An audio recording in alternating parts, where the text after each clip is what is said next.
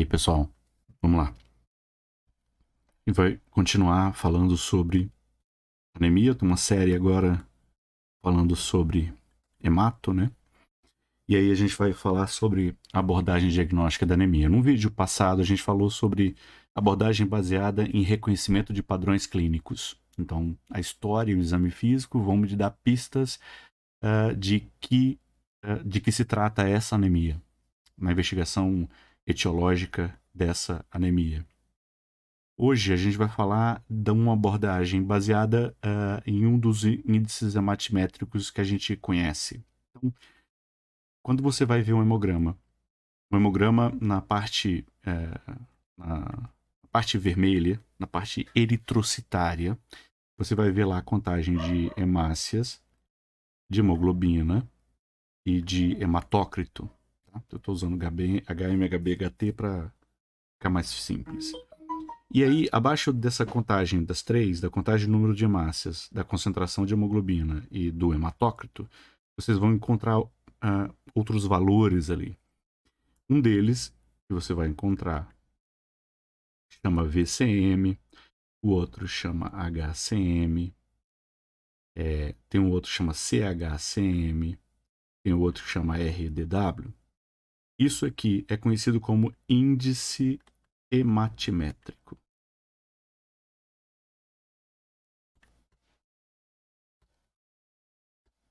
Índice hematimétrico. Inclusive, é um índice criado por Wintrobe, que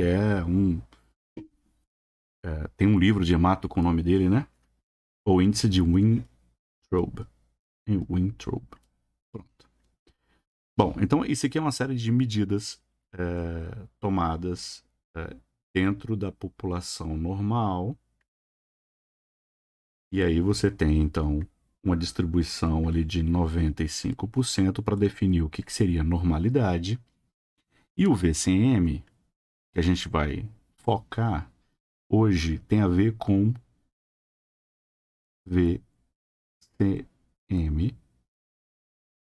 tem a ver com uma coisa chamada de volume corpuscular ou celular, né? Médio. Volume corpuscular médio, ou seja, a média do tamanho da hemácia, ok? Do diâmetro da hemácia. Esse valor, ele pode estar normal, e aí a definição de um VCM normal dentro da distribuição normal na população saudável é um VCM que varia entre 80 e 100 pentilitro. Uh, essa hemácia ela pode ser pequena, e aí a gente chama isso de microcitose. É quando o VCM é menor do que 80. Mas a hemácia pode ser grandona. A gente chama isso de macrocitose. A gente vê isso quando o VCM é maior do que 100. Hoje a gente vai falar, hoje o vídeo vai ser falar especificamente das anemias microcíticas, ok?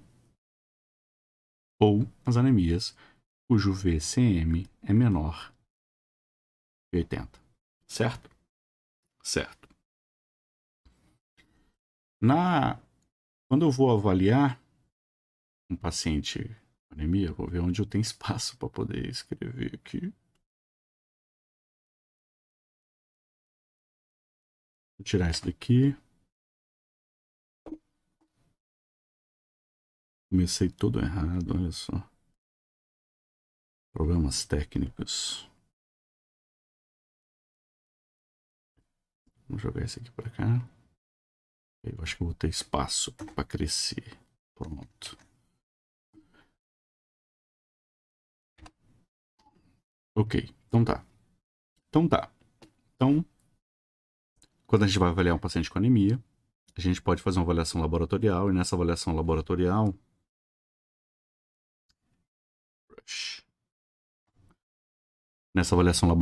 eu vou levar em consideração, então, um dos índices hematimétricos para me ajudar a dar diagnóstico etiológico da anemia. Então, eu posso classificar essa anemia como microcítica, normocítica ou macrocítica, conforme o tamanho da hemácia ou conforme a estimativa do volume corpuscular médio, que é o VCM. Então, a gente vai falar hoje especificamente dessas anemias microcíticas ou anemias cujo VCM é menor do que 80. Tá. Antes de falar das causas, algumas observações. Diante de um paciente com anemia microcítica, aliás, diante de um paciente com problema hematológico, um exame importante é chamado de esfregaço do sangue periférico. O exame de esfregaço de sangue periférico é exame de uma amostra de sangue periférico colocada numa lâmina e examinada no microscópio.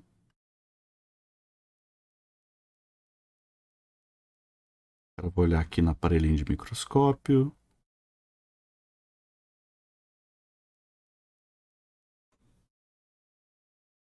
E aí ele vai ver alterações morfológicas a olho nu. Na avaliação da anemia microcítica, ele vai confirmar a presença de uma anemia realmente pequena, e aí ele usa muitas vezes como uma estimativa, ele vai achar um linfócito pequeno, ele vai ver que a hemácia ela está menor do que o núcleo de um linfócito pequeno. E aí ele diz que há uma microcitose confirmada. Isso é importante porque essa contagem aqui é feita de forma automática pela máquina. E aqui é feito a contagem manual checando a máquina. E aí eu tenho microcitose. Mas há umas observações importantes para fazer no esfregaço do sangue periférico. Então, diante de um paciente com anemia microcítica, na hora que vai fazer, ela é importante para ver alterações morfológicas que não vão ser visualizadas pela máquina. Então, algumas delas seria a hemácia em alvo, ou célula em alvo, hemácia em alvo, e a hemácia em forma de lágrima, que são hemácias anormais vistas na talassemia.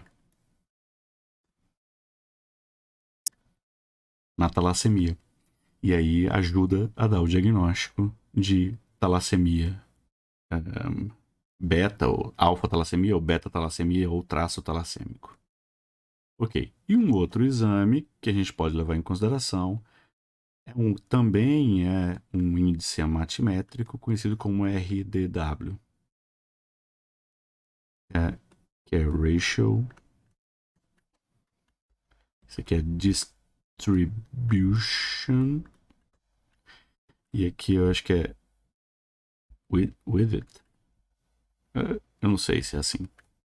Mas é a taxa de distribuição de tamanho. É a variabilidade do tamanho das hemácias. Variabilidades a partir da média, né? Então, eu tenho um tamanho médio de hemácia e eu quero saber quão variável são essas hemácias. Ou seja, se a população das hemácias presentes naquela amostra de sangue ela é mais ou menos uniforme ou não. O RDW fica ali por volta de 11%, mais ou menos. E até uns 14%. Deixa eu tirar minha Crocs. Então eu tenho um valor mais ou menos normal, entre 11% e 14%, mais ou menos. E aí, quando a hemácia menor que tem lá e a maior que tem, a diferença é muito grande, esse RDW ele vai aumentar. Isso é importante na anemia microcítica porque as anemias microcíticas que são secundárias à anemia ferropriva possuem um RDW aumentado de tamanho. Então ela pode ajudar a dar o diagnóstico de anemia ferropriva, embora a especificidade e a sensibilidade deste exame não seja lá essas coisas. Então a gente acaba, muitos profissionais acabam nem levando em consideração o RDW para definir diagnóstico de anemia ferropriva, certo? Ok. Bom, e aí então vamos falar das causas, então. Então tá. A gente tem basicamente 3 causas comuns de anemia microcítica. 3 causas comuns. Causas comuns. E aí eu vou colocar aqui por ordem de mais comum para o menos comum. Então, se você chutar, provavelmente você vai acertar. A primeira causa mais comum de anemia microcítica é anemia ferropriva ou anemia por deficiência de ferro. Ferro é importante constituinte da hemoglobina, então ela é uma causa muito comum de anemia microcítica. A segunda mais comum é uma anemia de doença crônica. Aqui faz uma observação, vale uma observação, você pode ler lá que anemia de doença crônica, corretamente observado, é uma anemia normocítica.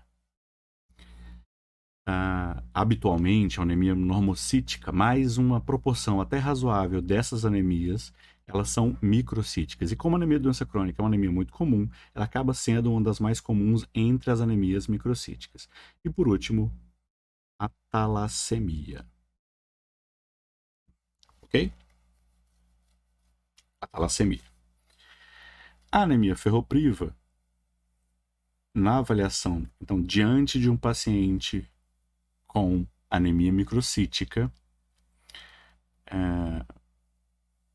a anemia ferropriva é uma das mais comuns. E isso é importante, a gente vai ter uma aula especificamente de anemia ferropriva, mas olha só.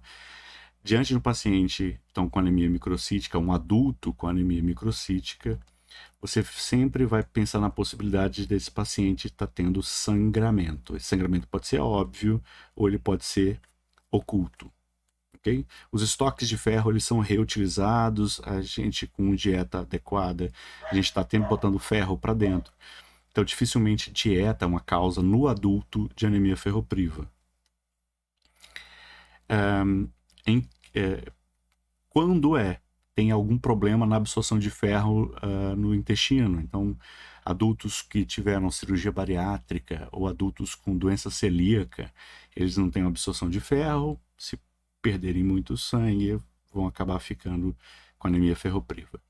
Então, dentre os adultos, a população de risco são mulheres pré-menopausa. Mulheres pré-menopausa. Por quê? Porque sangram. Né? E se o sangramento for maior do que a absorção de ferro via dieta, elas vão ficar anêmicas. E entre crianças, geralmente tem uma questão de demanda, então aumento de demanda pelo crescimento da criança com a diminuição de oferta por fome, por exemplo. E aí acaba ficando com anemia ferropriva. A gente está falando aqui de adultos basicamente, tá? Eu não sou pediatra, então para mim fica mais complicado. As causas de anemia de doença crônica estão relacionadas à inflamação crônica, à infecção crônica e ao câncer. Uma outra doença crônica muito importante para produzir anemia de doença crônica e que tem uma característica, uma particularidade, é a doença renal crônica. E uma série de outras possibilidades de doenças crônicas que não tem um fator inflamatório tão óbvio acaba entrando aqui. Então, diabetes, obesidade, hipertensão pulmonar, insuficiência cardíaca, DPOC, são doenças crônicas que podem produzir anemia de doença crônica. E a talassemia também vai ter um vídeo especificamente de anemia de doença crônica. E a talassemia é uma hemoglobinopatia genética, hemoglobinopatia. Então é uma doença genética. Então existe, no caso de homozigose, do defeito de produção de uma das duas cadeias de hemoglobina, de globina, ou as cadeias alfa ou as cadeias beta-globina. Então, quando tem um defeito em uma dessas duas, o paciente pode ter uma alfa-talassemia ou uma beta-talassemia. É uma anemia muito grave e a forma maior com hemozigose, ela é incomum. Ela é muito incomum. Eu tinha lido há pouco, por exemplo, foi procurar para saber, né, se tinha uma estimativa. Eu achei um documento de uma sociedade brasileira de talassemia, se não me engano, que mostra que tem 1.000 crianças no Brasil com a forma talassêmica maior. Então é bem comum. Quando a gente está falando de talassemia aqui como causa comum de anemia microcítica, a gente está falando da forma em heterozigose, a forma mais leve, a gente conhecida como talassemia menor ou traço talassêmico ou traço talassêmico. O traço talassêmico, ele produz anemias microcíticas e muitas vezes ele produz microcitose sem anemia. Isso é uma característica importante, acaba sugerindo a possibilidade de talassemia no próprio hemograma, né? Você vê uma paciente não anêmica, mas com uma microcitose. Ok. Bom, então a abordagem do paciente com anemia microcítica começa pelo perfil de ferro, né? Então, vou dar aqui a cor um pouquinho. Então, aqui, nesse caso, você vai pedir, então, a cinética de ferro. É dosagem de ferro, ferritina e a capacidade total de ligação de ferro, ou TBIC, ou capacidade total de ligação de ferro.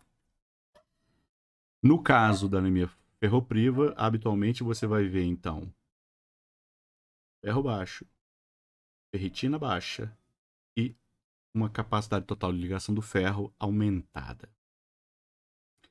Nos casos, então, como você vai sempre investigar para confirmar a anemia ferropriva, a primeira pista de que o paciente tem anemia doença crônica, e não é incomum que os pacientes com anemia ferropriva tenham anemia de doença crônica em conjunto, ok? Vocês vão ver, então, nesse caso, um ferro sérico baixo, uma ferritina que vai estar normal ou aumentada, ou muitas vezes aumentada, porque a ferritina é uma proteína de fase aguda, então em processos inflamatórios a ferritina acaba subindo. E o TBIC acaba ajudando a gente a diferenciar uma coisa da outra. O TBIC acaba ficando baixo. Quando é misto, aí as coisas começam a ficar mais complicadas, né? Quando tem as duas, aí a interpretação começa a ficar mais complicada. Como não tem um teste específico para anemia de doença crônica, eu precisaria confirmar anemia ferropriva. No caso de um paciente que eu tenho claramente uma doença inflamatória, uma causa inflamatória, infecciosa, neoplásica, e que tem uma suspeita de pode estar ferropriva, eu posso até fazer um teste terapêutico, fazendo um tratamento e observando a resposta do tratamento. Aliás, é uma coisa importante, toda anemia microcítica é hipoproliferativa, então os reticulócitos sempre vão estar baixos. Se você tem uma anemia microcítica, o reticulócito está alto, tem alguma coisa de errada. Okay? E, por último, a talassemia, que você vai confirmar ou vai tentar dar o diagnóstico através da eletroforese de hemoglobina. E você só vai pedir se o perfil de ferro não nos ajudar a dar o diagnóstico. Aí você faz a eletroforese de hemoglobina para poder ver o diagnóstico de talassemia menor também. Talassemia vai ter uma aula especificamente de talassemia no canal. Logo que Deus puder, Deus ajudar. Eu acho que é isso. A gente, aos poucos, vai se aprofundando em detalhes com relação a essas causas aqui. E a gente vai ter aulas específicas, tá? Para terminar, eu falei das causas comuns. Existem umas causas incomuns, então se uma dessas três foi confirmada, aí a gente tem que começar a pensar em causas que são incomuns. Então existe uma anemia microcítica por intoxicação de chumbo. Vou escrever aqui, ó, causas incomuns. Então eu vou ver intoxicação por chumbo,